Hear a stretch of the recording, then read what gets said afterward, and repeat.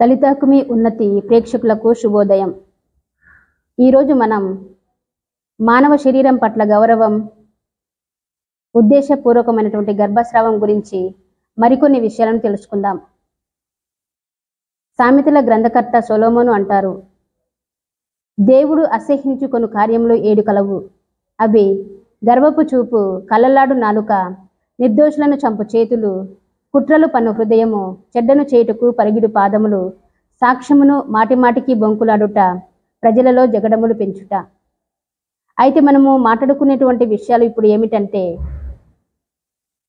నిర్దోషులను చంపు చేతులు, చెడ్డను చేయుటకు పరిగిడు పాదములు.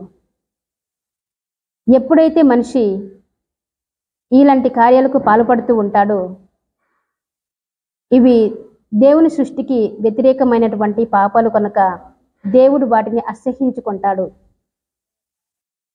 మానవుడు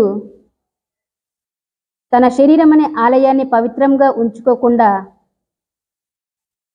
దాన్ని నాశనం చేస్తున్నారు అంటే, దాన్ని ఏ విధంగా నాశనం చేస్తున్నారు అంటే, దేవుని సృష్టికి వ్యతిరేకంగా కండోమ్స్ వాడటం, పిల్స్ తీసుకోవటం, సెక్స్ సాధనాలను వాడటం, హస్తప్రయోగం చేయటం మరియు జంతువుల సంభోగంలో పాల్గొనటం. ఈ రకపు తప్పులు చేసే మరి ముఖ్యమైనగా అమ్మాయిలు అక్రమ సంబంధం వలన గర్భం ధరించి గర్భం స్రావాలు చేయించుకునేటువంటి అమ్మాయిలు అనుకుంటారు, నన్ను ఎవరు గమనించలేదులే, నా తల్లిదండ్రులు చూడలేదులే, నా తోబుట్టులు గమనించలేదులే, మా పొరుగువారు గమనించలేదులే, నా ఫ్రెండ్స్ ఎవరు చూడలేదులే, అది నాకు అతనికి మధ్య జరిగినటువంటి ఆ పాపాన్ని మేము వెళ్ళినటువంటి ఆ డాక్టర్ గారు ట్రీట్మెంట్ ఇచ్చినటువంటి ఆ డాక్టర్ గారికి, మా ముగ్గురికి తప్ప ఈ లోకంలో ఎవరికి తెలియదు అని అనుకుంటూ ఉంటారు. కానీ దేవుని కళ్ళను కప్పగలిగేవారు ప్రపంచంలో ఎవరైనా ఉన్నారా అంటే, ఇక్కడ మనకు శిరాపుత్రుడైనటువంటి యేసు జ్ఞాన గ్రంథము ఏమని చెబుతుందంటే, ప్రభు కన్నులు సూర్యుని కంటే 10,000 రెట్లు ప్రకాశవంతంగా ఉంటాయి, మనుషుల అన్ని మార్గాలు చూస్తాయి మరియు అత్యంత రహస్యమైన భాగాలను పరిశీలిస్తాయి. అదేవిధంగా కీర్తన గ్రంథకర్త దావీదు మహారాజు ప్రజల యొక్క దుర్బుద్ధి, దుష్ట ప్రవర్తనను చూసి ఇలా చెబుతున్నారు, ప్రభువు ఏమి చూడడులే, ఇశ్రాయేలు దేవుడు ఏమీ గమనింపడులే అని అనుకుంటూ అనేక తప్పులకు ప్రజలు పాల్పడుతున్నారు. దేవుని వద్ద నుండి దాచగలిగినది ఏదియును లేదు. సర్వ సృష్టి అందు అంతయును ఆయన కంటికి సుస్పష్టమే, ఆయనకే మనమందరము బాధ్యులమై ఉన్నాము అని హెబ్రీలకు రాసబడినటువంటి లేఖలో మనం గమనించవచ్చు. అక్రమ సంబంధం వలన గర్భము ధరించి పాపం చేస్తున్నటువంటి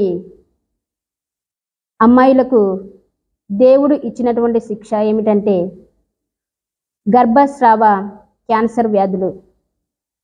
అదే విధముగా అబ్బాయిలు అనుకుంటూ ఉంటారు, నేను పాపం చేసినప్పుడు నన్ను ఎవరు గమనించలేదు, నా శరీరంలో కూడా ఎలాంటి తేడాలు కనిపించడం లేదు. కానీ అలాంటి అబ్బాయిలకు దేవుడు ఇస్తున్నటువంటి శిక్ష ఏమిటంటే ఎయిడ్స్ వ్యాధి. ఇప్పటి వరకు కూడా ఈ లోకంలో ఆ ఎయిడ్స్ వ్యాధి గురించి మందులను కనిపెట్టగలిగే వారు ఎవరైనా ఉన్నారా అనేది మనము ఆలోచించవలసినటువంటి విషయం. ఈ రోజుల్లో చాలామంది అబ్బాయిలు ఏదో ఒక వ్యాధి సోకినప్పుడు డాక్టర్ గారిని సందర్శించినప్పుడు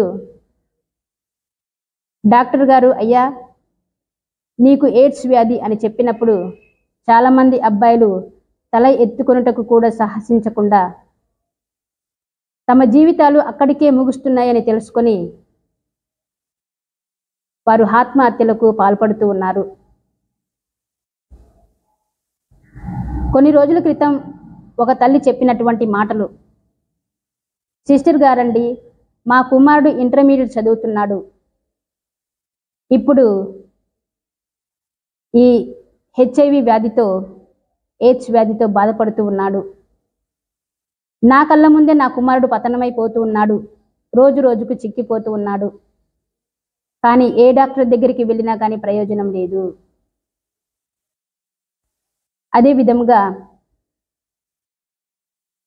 నేను ఈ యొక్క యూట్యూబ్లో వాక్యం చెప్తూ ఉండగా చాలా మంది అమ్మాయిలు ఫోన్ చేసి చెప్తున్నారు, మెసేజ్ల ద్వారా ఏమని తెలియజేస్తున్నారు అంటే, ఈ యొక్క సత్యాలు తెలియక ఎన్నోసార్లు గర్భస్రావాలు చేయించుకున్నాను. సిస్టర్ గారండి, దేవుడు నన్ను క్షమిస్తాడా? ఒక అమ్మ చెప్తుంది, నాకు 2 పిల్లలు పుట్టిన తరువాత నార్మల్ ప్రసవం జరిగింది. కానీ ఇంకా 2ని కనటం ఇష్టం లేక ఆపరేషన్ చేయించుకోవాలి కాబట్టి భయం వేసి నా గర్భంలో ఆ బిడ్డలు ప్రారంభమైన తర్వాత 2 నెలలకు నేను వారిని గర్భస్రావం చేయించినాను. అంటే నేను 2 బిడ్డలను హత్య చేశాను అని బాధపడుతూ ఉంది. 40 సంవత్సరాలకు ముందు గర్భస్రావం చేయించుకున్నటువంటి, పదే గర్భస్రావం చేయించుకున్నటువంటి ఒక తల్లి చెప్తుంది, సిస్టర్ గారండి, నేను ఇంత పెద్ద తప్పు చేస్తున్నానని నేను గమనించలేదు. ఒక మనిషిని హత్య చేస్తున్నానని నేను గమనించలేదు.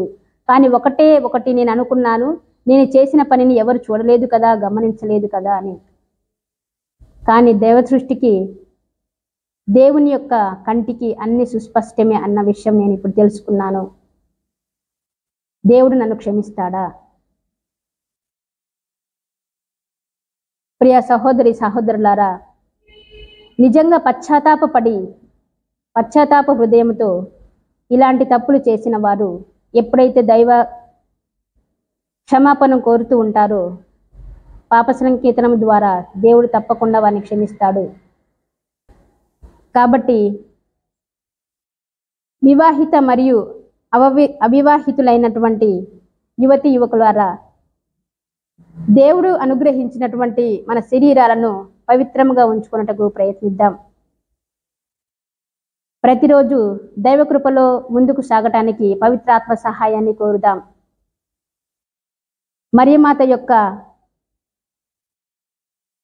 సహాయ సహకారాన్ని కోరుతూ మనల్ని పవిత్ర మార్గంలో నడిపించమని, తమ కుమారునికి ప్రార్థించమని ప్రతిరోజు అర్థిద్దాం. ఆమేన్.